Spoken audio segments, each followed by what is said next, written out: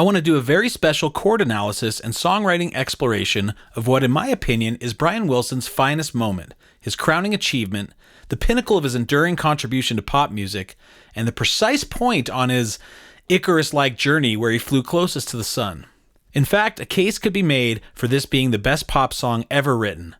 It's the point where popular music briefly became high art, comparable to Mozart or Ravel or Chopin or any of those. I am talking about the legendary Surf's Up from the tragically abandoned 1967 Beach Boys album Smile. Sure, the track appeared later on the Surf's Up album in 1971 and was re-recorded for 2004's Brian Wilson Presents Smile. The real spirit of this song belongs squarely in the canon of tunes penned for the original 1967 Smile album. In fact, this song was the crux of the record, or the epitome of it. To me, Surf's Up is the summation of Brian Wilson's, creative genius, providing both a personal narrative specific to Brian, as well as a general one that embraces the sad plight of Western civilization, sweeping from the depths of history all the way up to the present, well, in 67 when it was written, but the same themes that are threatening to, make our world a harder place to live were still in play back then. And finally, after all that personal doom and gloom and historical doom and gloom, the final movement, in typical Brian style, is full of hope that the divine innocence as exhibited by children, child is father of the man is one of the lyrics, will show us jaded burnouts a better way, and we will reconsider the doomed course we collectively find ourselves on. It's kind of a plea to the establishment is how it's said later.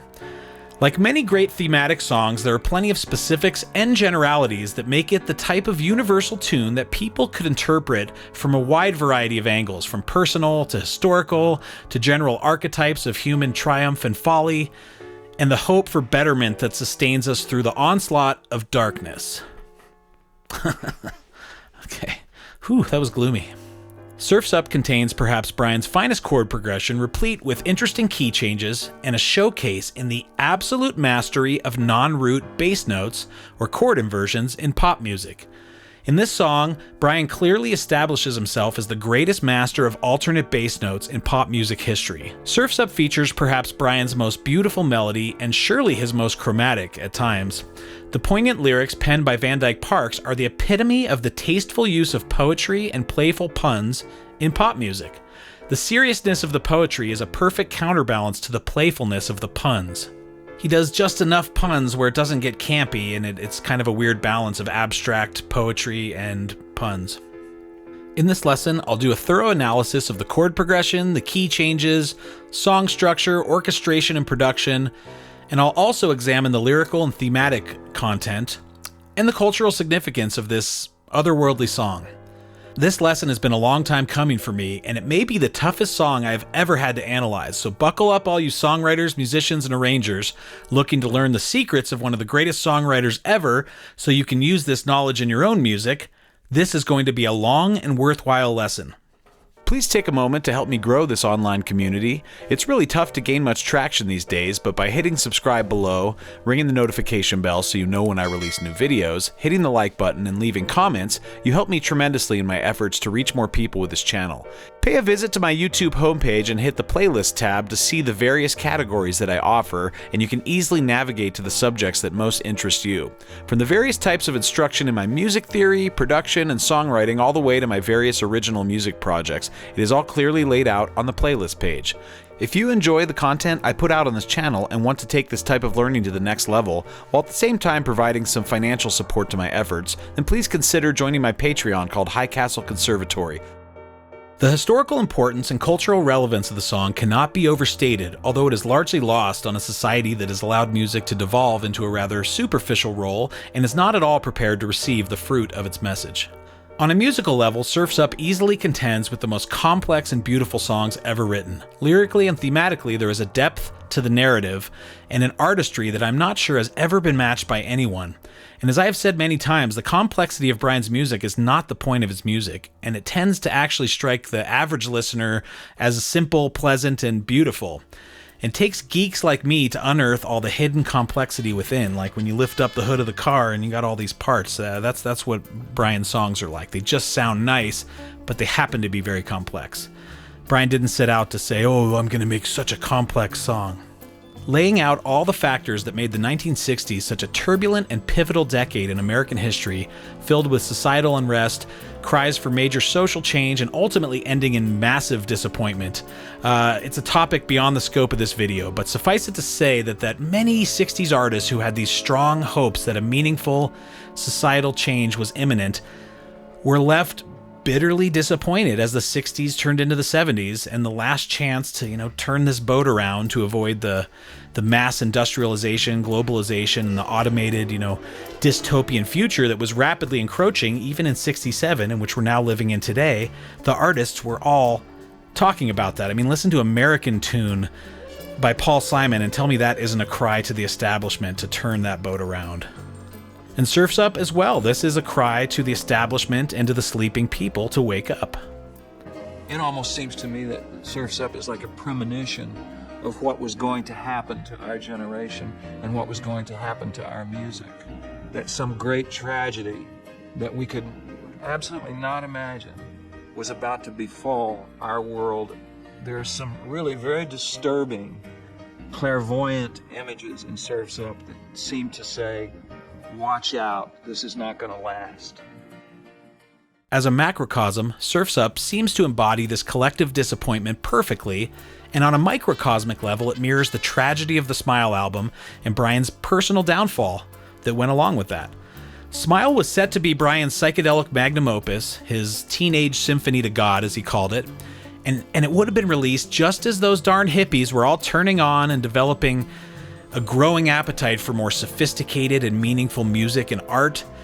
But instead of coming out in 1967 and changing the music world forever, Smile was abandoned and Brian collapsed under the weight of pressure from certain factions in the Beach Boys circle, as well as personal struggles. He fell deeper into drugs, which initially seemed to be a positive influence on the Smile material, because he had written a lot of songs under the influence and they were fantastic songs, but eventually the drugs seemed to play a role in its demise and seemed to maybe increase Brian's paranoia and lead to a lot of uncertainty and maybe lack of confidence in the material. Eventually, Brian became overwhelmed by mental illness and passed many years in stagnation, leading a miserable hermit lifestyle. It was said to be hard to get him to come out of his bedroom. In Surf's Up, you can hear Brian's lamentable state of mind and fragility in the lyric, "Beyond belief, a broken man too tough to cry." But you can also sense his ever-present hope and optimism, as well as his reverence for and fixation on innocence and the consequences of its loss. Surf's Up seems to trace the degradation of Western society, the horrors of history's wars, as well as Brian's personal downfall, and yet ultimately, he is still filled with hope and belief in redemption.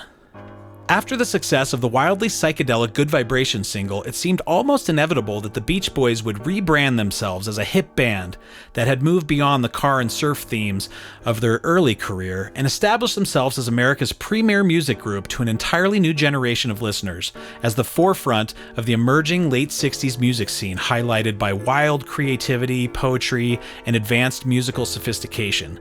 Even the music press was getting word of how amazing the Smile album was going to be. American composer, conductor, and national treasure Leonard Bernstein hosted a TV documentary special in 1967 called Inside Pop, The Rock Revolution, which was about the emerging trends in rock music and the young musicians producing music as a symptom and generator of social unrest and generation gaps. Inside Pop represented the first time that pop music had been presented on television as a genuine art form that could be compared to other forms of more highly regarded music, such as classical music, where Bernstein had his expertise. Brian appeared on the special singing a piano-only, goosebump-inducing version of Surf's Up at his own candlelit grand piano in the living room sandbox. Bernstein seemed very impressed with what he had heard in Surf's Up, both musically and lyrically, and the TV segment aroused great expectations for Smile. It is well worth it to watch this clip from Inside Pop of Bernstein talking about Brian Wilson, and specifically Surf's Up. You can check out Brian's performance for that special on YouTube with this video you see here on the screen right now. Very quickly, let's listen to Bernstein's own words as they appeared on the program. For a long time now, I've been fascinated by this strange and compelling scene called pop music. Leonard Bernstein, New York, CBS, big step. I think this music has something terribly important to tell us adults, and we would be wise not to behave like ostriches about it. Besides, as I said, I like it. Of course, what I like is maybe 5% of the whole output, which pours over this country like the two oceans from both coasts. And it's mostly trash. But that good 5% is so exciting and vital, and, may I say, significant, that it claims the attention of every thinking person. He came out in a television show and said, "This is an important contribution to American popular music of the 20th century." Many of the lyrics, in their oblique allusions and way-out metaphors, are beginning to sound like real poems. What does all this mean? I think it's all part of a historic revolution. Here is a new song, too complex to get all of first time around. It could come only out of the ferment that characterizes today's pop music scene. Brian Wilson, leader of the famous Beach Boys and one of today's most important pop musicians, sings his own Surf's Up. Dove nested does the hour struck the straight quicks. Poetic, beautiful even in its obscurity, Surf's Up is one aspect of new things happening in pop music today. As such, it is a symbol of the change many of these young musicians see in our future. I really like the sound of this guy's voice. I just feel like I'm being transported back like 100 years. I really like the way he speaks and the really nice English with which he puts his sentences together. Like other Brian Wilson songs like God Only Knows, there is a weak sense of tonal stability throughout the piece. In other words, the key center is not super obvious to the listener due to the use of alternate bass notes, which tend to obscure the tonal center and chord progression, as well as unexpected key changes and some bitonal flirtations where he's in multiple keys for a short period of time. Brian Wilson commented that the first song was a minor seventh, unlike most of our songs which open on major, and from there it just started building and rambling. Musicologist Philip Lambert's analysis indicates that the composition may contain up to 7 key modulations. The beginning of the song alternates between the chords G minor 7 over D and D minor 7 over G, and eventually rests on an F over C. And along the way, traces some other chords that suggest a key of F major, but ultimately ends on a D over A, kind of like in God Only Knows. Lambert was unable to determine if the section ends in the key of F, G, or D. All right, well, hopefully I can do a better job than that. This Lambert guy, I could narrow it down to 2 keys, at least he only could narrow it down to 3. The second movement consists largely of solo piano and a heartbreaking vocal performance by Brian. Its key centers get a bit ambiguous again as the second movement seems to start in either A-flat major or E-flat major, moves back to F major where it had been, and then back to A-flat major or E-flat major, kind of a bitonal thing again. And then the outro or coda firmly settles into E-flat major and references vocal parts of another Smile track called Child is Father of the Man. Now, in the interest of time and in sustaining your interest, I'm going to dive into the meat of my lesson, the chord and song structure analysis, and a touch of the lyrics, but I'm going to get more into those lyrics and themes and other aspects after the chord analysis so that I don't make you guys wait too long for that. After I finish this exhausting chord examination exercise, I'll get deeper into some of those lyrical and content themes, as well as the production, the instrumentation and other odds and ends and tidbits about the song. I want this to be the most comprehensive analysis of Surf's Up that there's ever been and ever will be. Let me show you my chord analysis charts. Some of you have seen them before. You have the chords here. You have the key in the sun. Sun means new key. And then if there's hearts connected to it, that means there's kind of a little bitonal flirtation, that it's kind of hinting at multiple keys at the same time.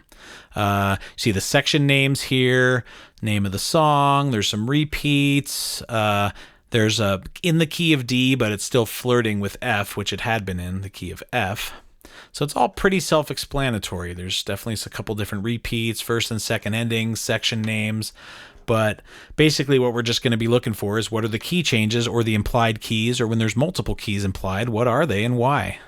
All right, let's start with a little meditation on the first 2 chords of the song. We have G minor 7 over D,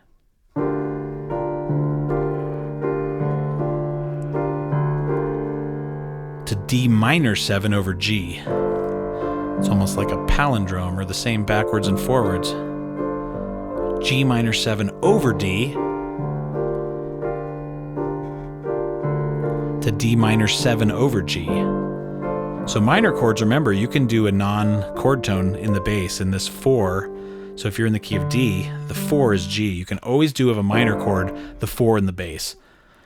But listen to what that would sound like without those bass notes. G minor 7 with not D in the bass, G instead of,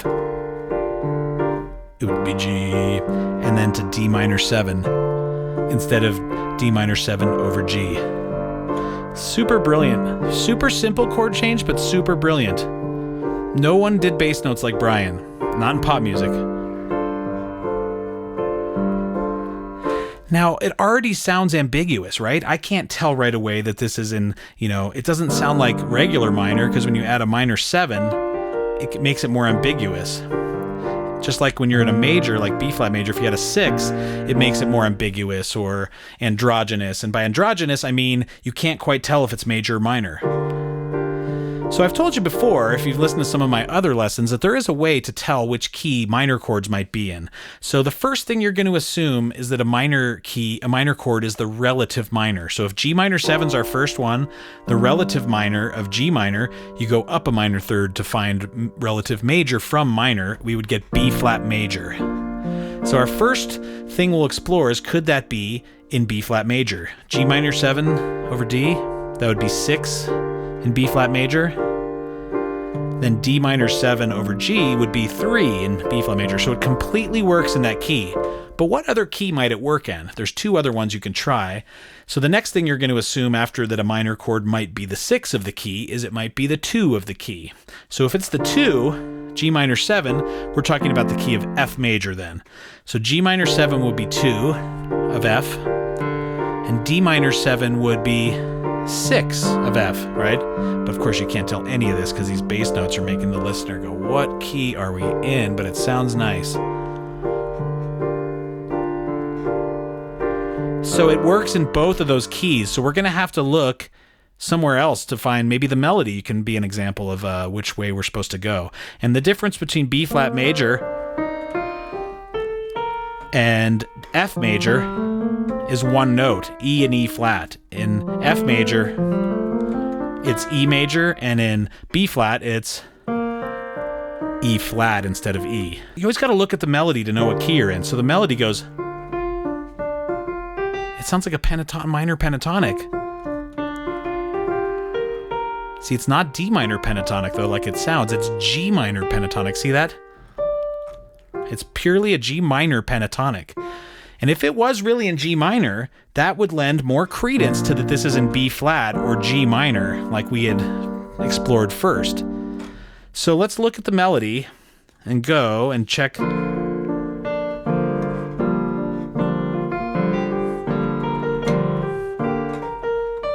D minor 7. There it is right there. See the E? It's not... That alone is enough for me to call this an F major. It's flirting with B flat major, but it's not in B flat major. Right there you have this G minor pentatonic melody.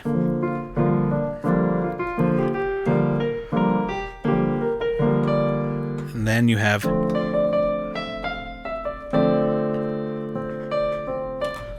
So we, as the listener, like I said, we don't know what key we're in with this. It just doesn't sound like a key. It sounds real ambiguous and pleasant. So it initially looked like we were in B flat, but the vocal melody, that E major led me back to F major. Also, the chorus does this thing where it tricks us. The first chord of the chorus is a B flat major 9, but I want you to show you how they voice that, and this is a good songwriting trick. G minor 7 over D.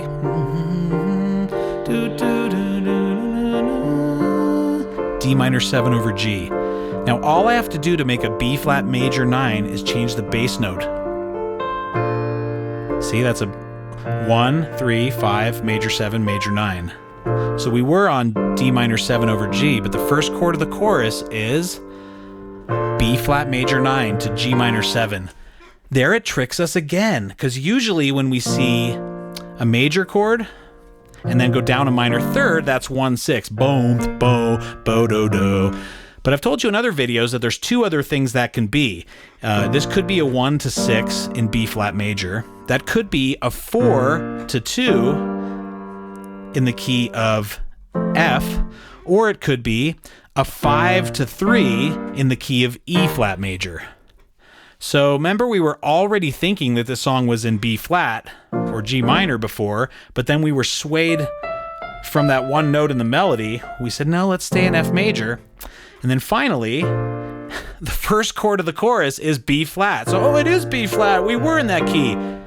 No, sorry. The B flat major 9 is 4 of F. G minor 7 is 2. Then it clearly goes to 1/5 of F here. So F over C, brilliant bass note. 5. Now it goes to a new key and goes D over C.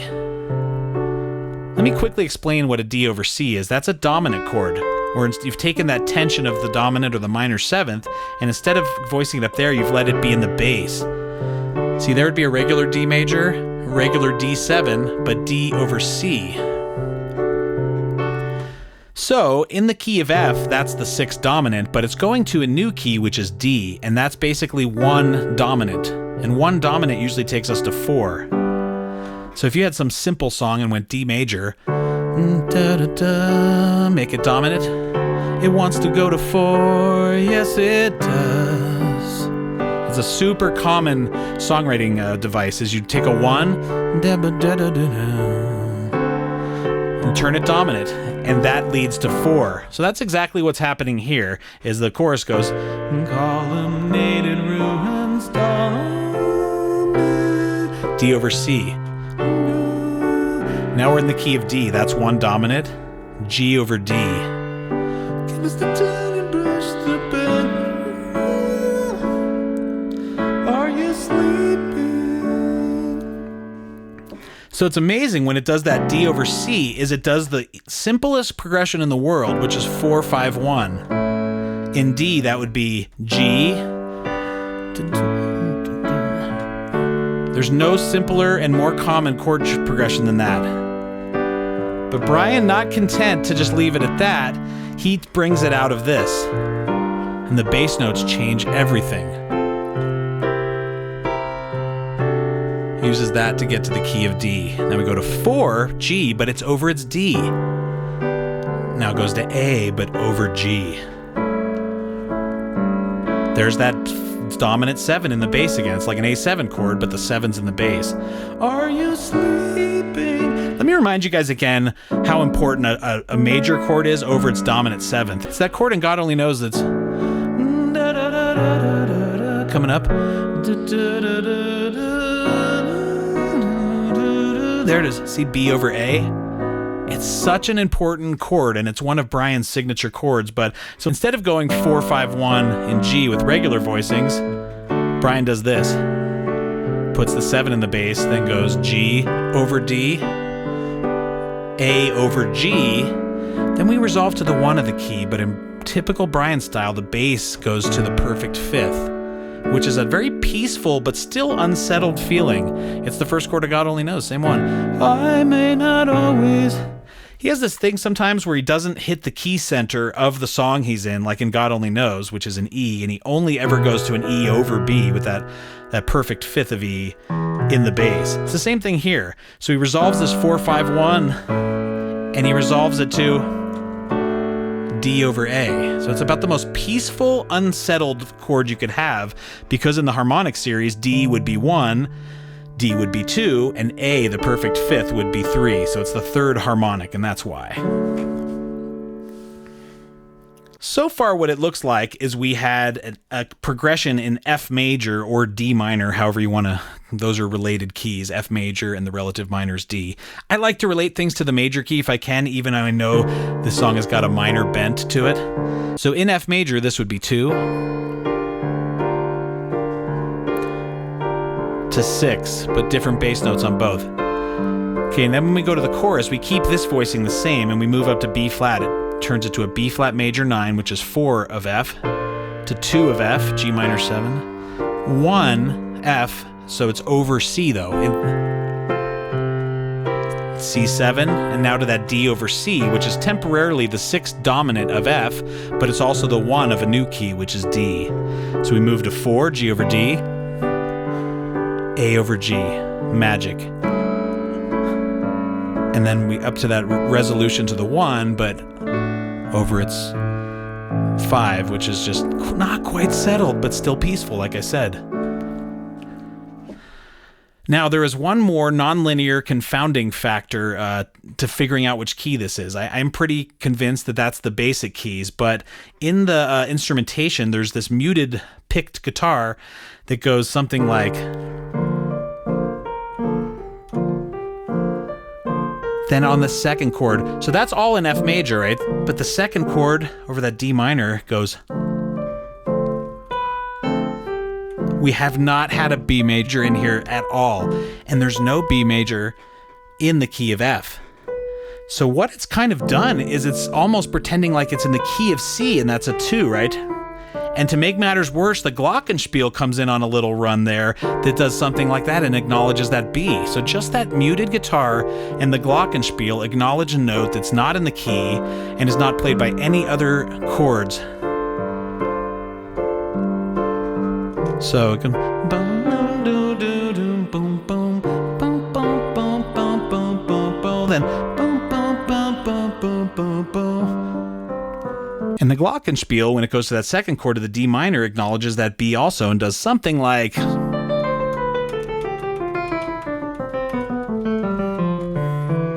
something like that. It's more elaborate than that, but it acknowledges that B. So there is definitely a bitonal thing going on here where this is definitely an F for the most part, but there's just a couple instruments that are, you know what, we're going to play that second chord like we're in C.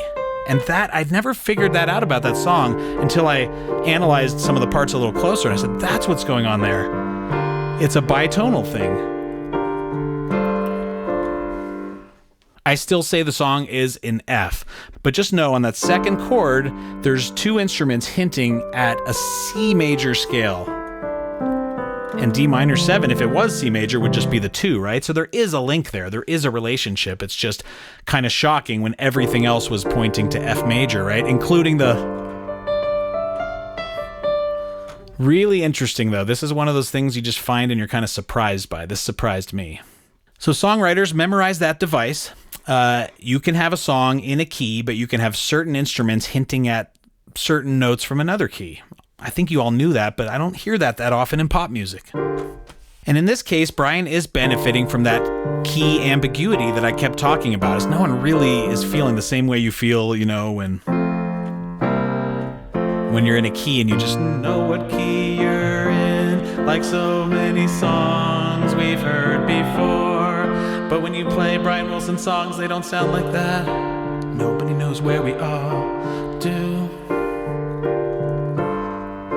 Okay, let me just take it from the beginning. I'm not going to do like a performance of it, but just sing it a little bit. The diamond necklace played the pawn, and then handsome gnome the long wall to a handsome man in baton. A blind class aristocracy, back through the opera glass you see the pit and the pendulum drum. Colonnaded ruins dawn. As a person who loves Brian Wilson and who likes to sing like Brian Wilson, it's sad to know that my highest falsetto notes are disappearing. I cannot hit that passage anymore in the right octave. Colonnaded ruins dawn. Sorry, sad. I'm sad too. You can be sad, so I'll hit it in the lower octave. Colonnaded ruins dawn.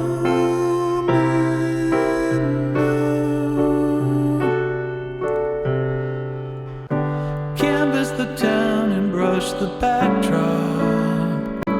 Are you sleeping? So as far as song form, I'm calling this verse 1.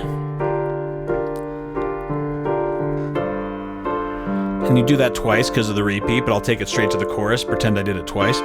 Chorus.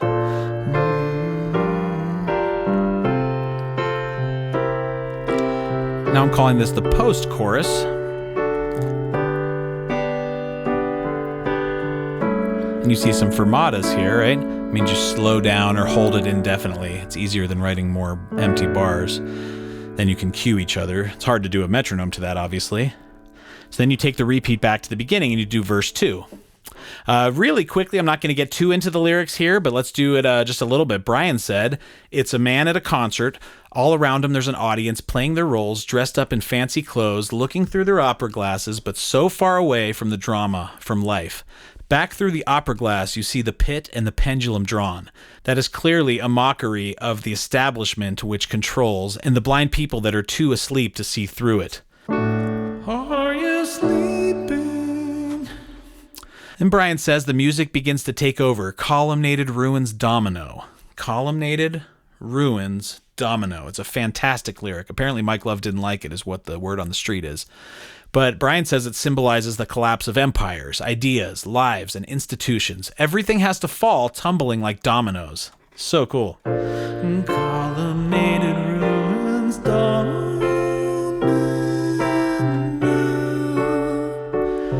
Brian says this man at the concert begins to awaken to the music, sees the pretentiousness of everything.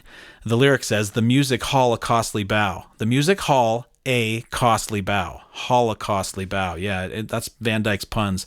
Then even the music is gone, turned into a trumpeter swan, into what the music really is. After the second chorus, it does a little out-of-time chord interlude. Are you sleeping? And it does this, Brother Joe.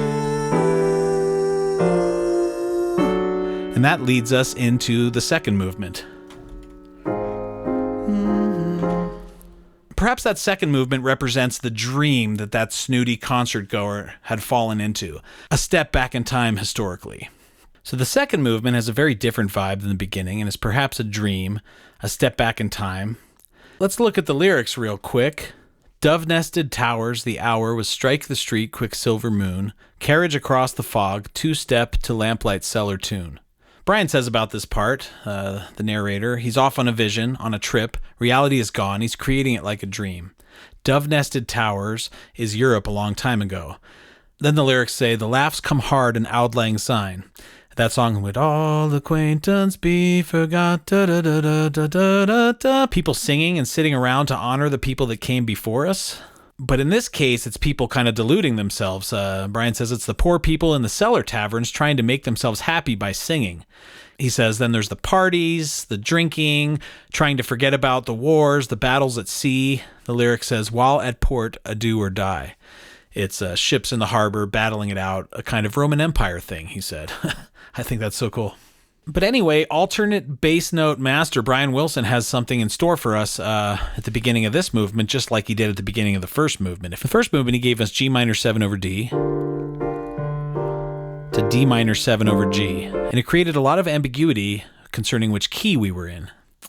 He does it again here, but instead of 2 minor chords, like in this one, he does it on 2 major chords. So he gives us an A-flat 6, and remember, when you have a regular A-flat major, if you get a 6, it's kind of an androgynous note. It makes it you feel like both major and minor because you have an A-flat major in it, and then you also have an F minor in it, so you have both.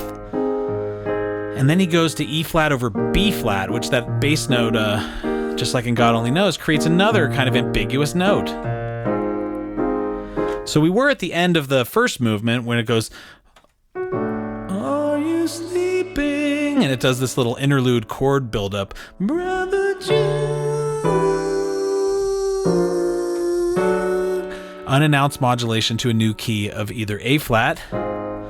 Dove-nested towers, the hour will strike the street, quicksilver moon. Another confounding factor here is the melody does not hint at either A-flat major or E-flat major, both of which this could be. So if this was A-flat major, we have A-flat 6, which is 1, to E-flat over B-flat, which would be 5. Now this doesn't sound like a 5 chord that we're used to. We're used to hearing a dominant chord with root in the bass. So this, it doesn't really sound like a 5, again confusing our ear. I mean, he's really good at just us having no clue what key we're in. Also this kind of pentatonic melodies.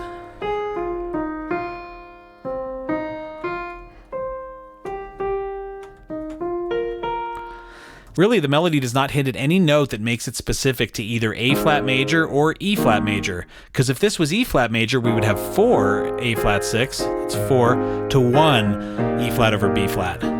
So what I'm calling this is truly bitonal. It's in the key of A flat, but it's also in the key of E flat. It's really in both. How often in pop music do we talk about movements? I mean, you'd have to pull up like Bohemian Rhapsody or something. But this really is broken into first movement, and then this here would be the second movement. So it does 8 bars of the second movement. The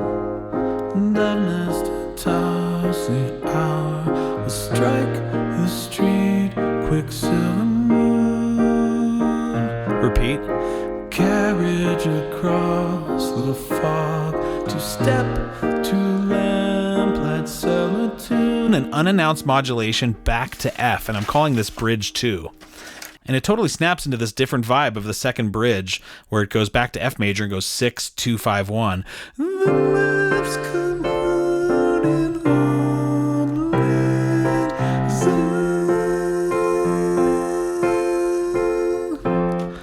So there's kind of 3 times through this second bridge. That was the first one, is just playing those first 4 chords.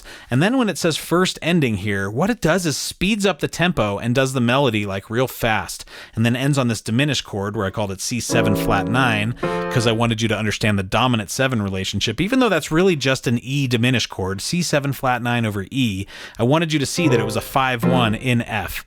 So last part of the bridge, or the second movement. Here comes E flat over B flat. Now an unannounced modulation to the key of F. So we hit a 6 chord.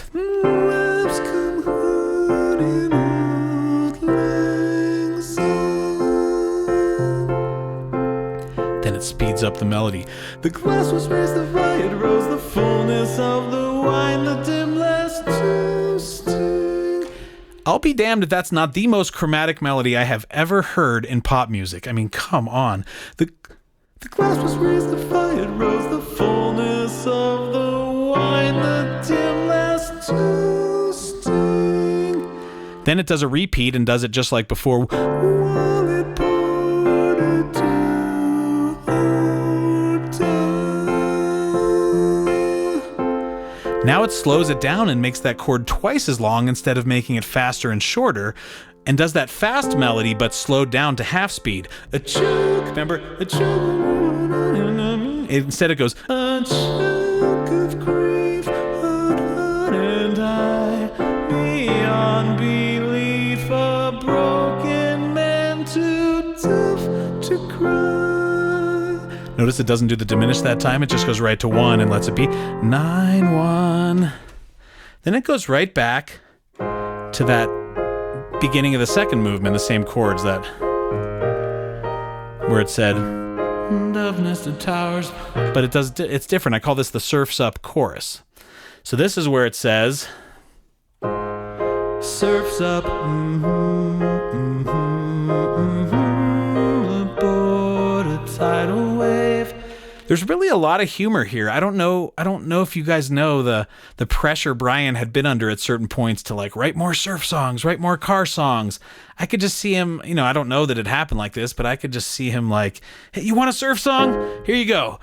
Surf's up, aboard a tidal wave. But it's more meaningful than even that. But it definitely has that irony of Beach Boys write a surf song. He writes the best song they ever wrote. But it also has that columnated ruins domino, the Western civilization collapsing it aboard a tidal wave. There's a tidal wave coming, and that's all that history that he's been talking about. So there's really multiple meanings inside of that Surf's Up, but it's not just a joke either. It's a very beautiful, pleasant melody. Surf's up, aboard a tidal wave. Come about hard and join the young and often spring. Now it goes to D flat major 9, which is in the key of A flat. It's 4. I heard the word to 3, C minor 7. Wonderful thing. Now it goes to the outro, but it stays in the same tempo that we're at here. A children's song. Clearly an E flat now.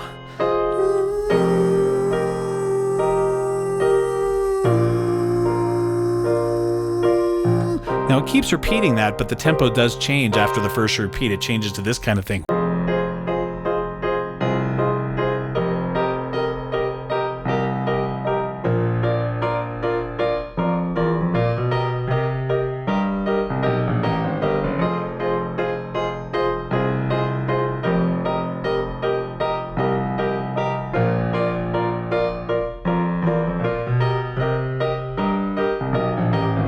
children's song, and they listen as they play. It's this amazing outro or coda or whatever you want to call it. It has all these vocal themes from earlier in the album. It says child, child, child is the father of the man. You've got this chord progression that's pretty much new to this song, but it somehow feels, I know they use this in Child is Father of the Man, but it feels like it's related to all these chord progressions we've heard so far, somehow. Sorry. It's a really, really cool outro, but more so than anything, he gets into this thing of hope, which this whole song had been like down in the gutter, man. It had blind society. People don't realize how superficial everything is. And finally, this guy kind of falls asleep and sees through it and has this awakening, but he's also like really like heartbreakingly sad, you know, beyond belief, a broken man too tough to cry. But then there's this hope. You know, the lyric that comes before this section, a choke of grief, heart hardened I, beyond belief, a broken man too tough to cry. If there was any lyric that summed up Brian's downfall and thereby Smiles, it's probably that one.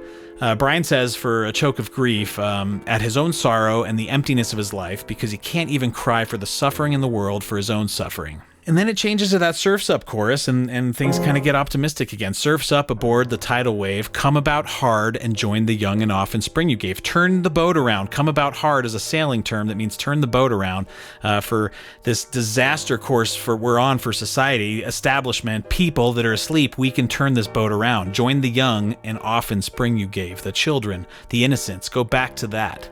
And Brian says, yeah, it's hope. Go back to the kids, go back to the beach, to childhood. He said, I heard the word of God. Wonderful thing. There's the song Wonderful and Smile. It's definitely a reference to that. Brian says, the joy of enlightenment, of seeing God. And what is it? A children's song. And then there's the song itself, the song of children, the song of the universe rising and falling in wave after wave. The song of God hiding the love from us, but always letting us find it again, like a mother singing to her children. I thought that was a really beautiful explanation by Brian, and he is a very sort of naturally spiritual person. I don't think it's more based on stuff he's felt. So that's the whole basic part of the song. I know it's super complicated. Go back and watch again if you need to, but for those on my Patreon, you will get all these chord charts and you'll be able to analyze these, so come join us there. I'm going to keep talking about some other things in this song, but that's the basis of the chord analysis, and we'll just go through some of the other particulars like lyrics and themes and try to get through it pretty quick and end out the video. But thanks for watching so far, and stay tuned for a little bit more here. This is such a deep song lyrically and thematically that I wanted to dive into that stuff a little bit, but not waste too much of your time, so I'll try to get through it here. Obviously, nothing in the song relates to actual surfing. The title is a play on words, referring to the group shedding their image, and, you know, they were these surfer Beach Boys, but now we're this kind of Smile Surf's Up, so there's a lot in there, like I said. The lyrics describe the man at a concert who experiences a spiritual awakening, resigns himself to God and the joy of divine illumination, the latter envisioned as a child song. Musically, the song was composed as a two-movement piece that modulates keys several times and avoids conventional harmonic resolutions. The lyrics in Surf's Up reference artifacts of the patrician period, such as diamond necklaces, opera glasses, and horse-drawn carriages. It quotes titles of the short stories The Diamond Necklace by Guy de Maupassant and The Pit and the Pendulum by Edgar Allan Poe. The lyrics also espouse themes related to childhood and God, similar to other songs written for Smile, Wonderful, and Child is Father of the Man. The title is a play on words, referring to the group shedding their image. In surfing, Surf's Up means that the conditions of the waves are good and you need to get out there. But when the phrase arrives in this song, it is used to conjure an image of a tidal wave that threatens to destroy everything. Van Dyke says about working with Brian, when I was in their picture, everything was whirling in a big flux. Wilder women, we were calling, madder wine. And I came up with that title, Surf's Up. It was so simple. In the context of the excitement, it seems so obvious. Surf's Up. Singer-songwriter Jimmy Webb interpreted the song as a premonition of what was going to happen to our generation, to our music, that some great tragedy that we could absolutely not imagine was about to befall our world. Academic Larry Starr wrote, Van Dyke Park's poetic and elusive lyrics articulate the progression from a condition of disillusionment with a decadent and materialistic culture to the glimpse of a possibility for hope and renewal. This is all conveyed via an abundance of musical references and imagery. Starr further described it as a very serious song with an underlying somber tone for much of its duration that is leavened by wordplay, and the near miraculous turn towards hope as it ends. Its dark atmosphere is perhaps its greatest deviation among many from the features typical of the Beach Boys' work. This song is really not much like many Beach Boys songs, if any, it's true. Journalist Paul Williams interpreted the song as partly a commentary on the band's musical legacy, writing that the moment in which Wilson sings the line "Surf's Up" is a pivot on which everything that's come before in the song wheels and turns, and maybe everything in the Beach Boys and Brian have sung and played and done up to that moment. That's pretty deep. Phil Lambert said that the song prophesizes an optimism for those who can capture the innocence of youth. In the view of journalist Dominic Priore, the song was a plea for the establishment to consider the wisdom coming out of the youth culture in 1966. Reviewing 1971's Surf Up album for Melody Maker, where the Beach Boys had scavenged the song from 1967's Abandoned Smile, Richard Williams wrote that the title track, Surf's Up, had it been released back at the Sgt. Pepper time, might have kept many people from straying into the pastures of indulgence and may have forced them to focus back on truer values. I've rarely heard a more perfect, more complete piece of music. From the first to last, it flows and evolves, from the almost lush decadence of the first verses to the childlike wonders and the open-hearted joy of the final chorale. Don Heckman wrote in the New York Times that the song bears easy comparison with the best of the Beatles' Sgt. Pepper songs. I think A Day in the Life is the only song you could even compare that to, not that they're similar at all, but just the epic ending type of thing. Rolling Stone's Arthur Schmidt judged the song to have lived up to its legend, although its placement on the Surf's Up record, which was a couple years later after this was already over, was something of the effect of Brian saying, "Oh yeah, that's our new album, but hey, you want to hear something we had left over and hanging around?" So that's the effect it had by just kind of putting it on this Surf's Up album, not on Smile, which it should have come out on. He added that while it would have more than given a run to anything on Sgt. Pepper, the song was dazzling to a fault. Wow. Record World rued that the song was both enigma and musical masterpiece. Cashbox likewise called the single a masterpiece.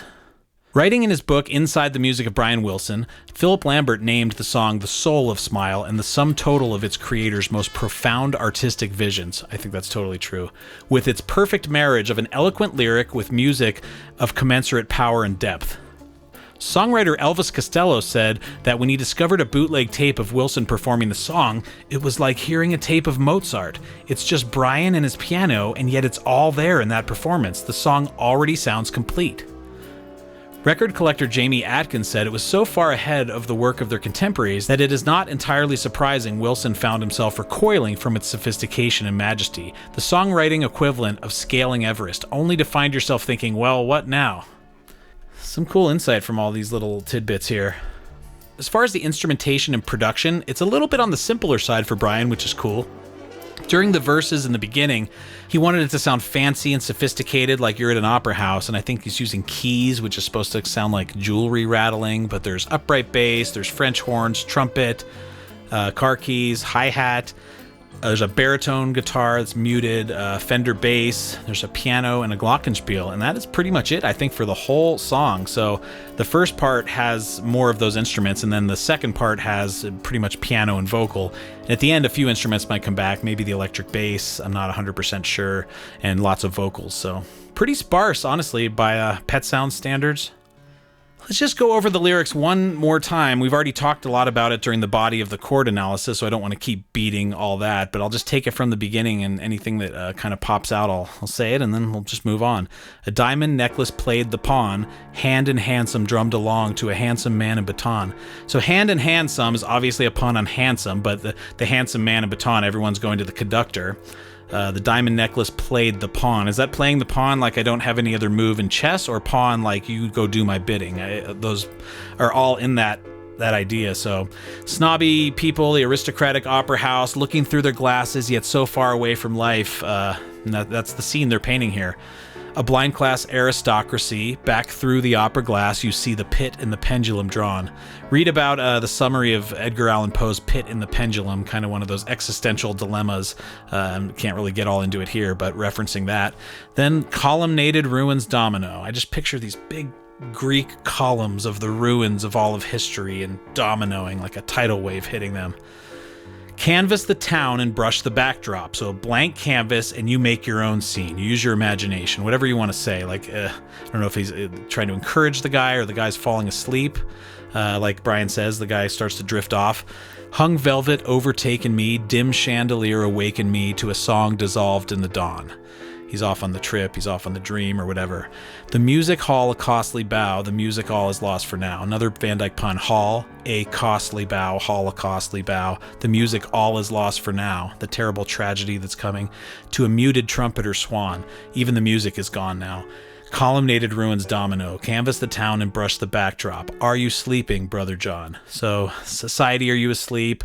Could that be a little poke at John Lennon? Because they were definitely battling each other. The Beatles were making Sgt. Pepper at this time, and they were definitely both trying to get their record out first. The Beatles won that war, and it kind of disheartened Brian, I think, a bit.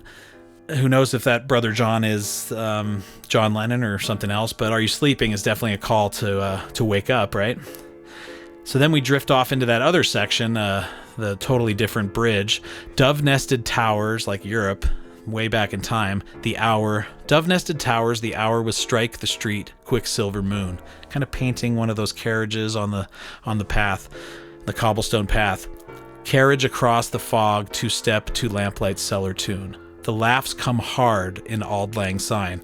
So they're singing, "Could all acquaintance be forgot?" Da, da, da. And it says, the glass was raised, a fired rose, the fullness of the wine, the dim last toasting.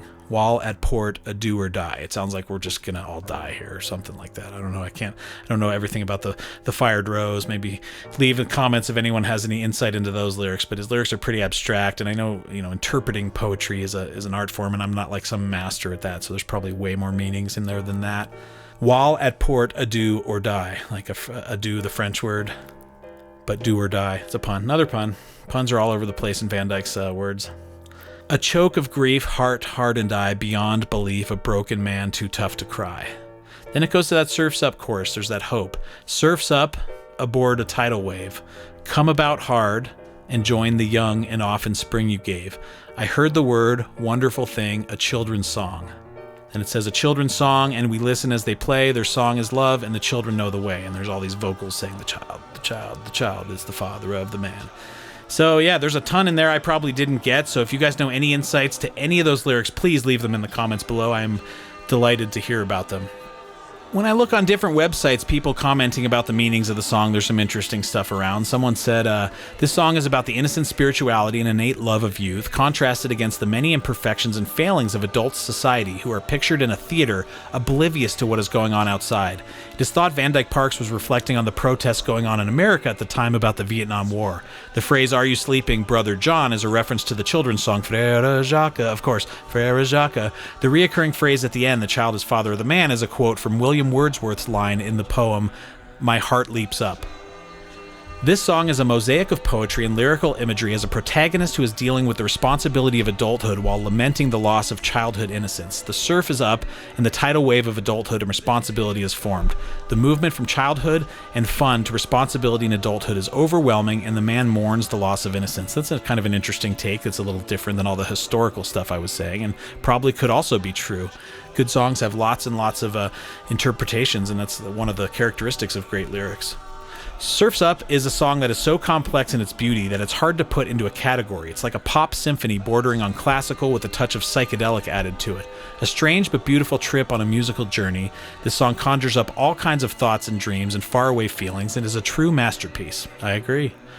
The music hall, a costly bow, the word Holocaust is hidden in there. Yeah, I already mentioned that. That's a good one. This fits with the theme of the destruction and decadence of society. So basically, the first part equals hubris, someone says, in more words than probably necessary, the decadence of civilization. The second part equals violent change, reform. Surf's Up seems to imply erosion and metamorphosis. Auld Lang Syne, of course, symbolizing the end of an era, right? Should all acquaintance be forgot? The third part, the answer, Wilson's obsession with regression, songs about childhood as catharsis, longing, nostalgia, the bike horns and You Still Believe in Me, the whistles and noisemakers and heroes and villains, Mrs. O'Leary's cow, the sing-songiness of On a Holiday or Sloop John B. The major turning point arrives around The Laughs Come Hard in Auld Lang Syne. Auld Lang Syne is famously a song about old acquaintances, ancient experience, and remembering the past fondly. But Surf's Up subverts the idea by claiming that the past is cold and humorless. As the song goes on, this feeling gets stronger. A do or die is obviously a statement giving up or falling into this obsession with the past, and the much reviled line, "Columnated ruins domino," is another example of this. Columnated ruins refers to the ancient Greco-Roman architecture architecture that lies scattered around the Mediterranean, and invoking a domino effect here puts it into the song's meaning. When one gets old, so do all the others. When one crumbles, so do all the others. The emotion of grief has a strong connotation of death, and so this song ends the aging process that has existed for that first half of the song. The next section changes tone completely. Just look at the words used: young, spring. Here we have a sense of birth and growth. It's exactly the opposite of the death at the end of the last movement. The final movement of the song, the children's song, is another symbol of youth and movement, claiming that the youth and renewal knows the way, rather than the old and dying ways, ends the song on a very optimistic note. And so I think this song is very stylized, and rather than referring to anything specific, try and evoke the long cycle of life and death. However, this song's interesting placement at the end of a band's career, hell, the album it was on caused the death of the Beach Boys, marks this as an interesting piece in moving on. Really, the final movement is probably one of the best pieces of music of all time. I really love it. I could go on and on. There is a ton of comments, but all really good stuff. Anyway, thanks a lot for watching this long video. Super appreciate it, and spread the word, and I hope you come and check out a lot more of my content. Thanks a lot for watching this video and taking an interest in my channel. Please help me reach a larger audience by hitting subscribe below and ringing the notification bell. Check out my video playlist page to find the categories that most interest you. Leave me a super thanks here on YouTube, and even better, come join my Patreon. Please consider buying music for my original projects I.S.S. and High Castle Teleorchestra. Also, don't forget to sign up for my email list on the front page of timsmolens.com. You can find information about all of those things in the description below. Thanks again.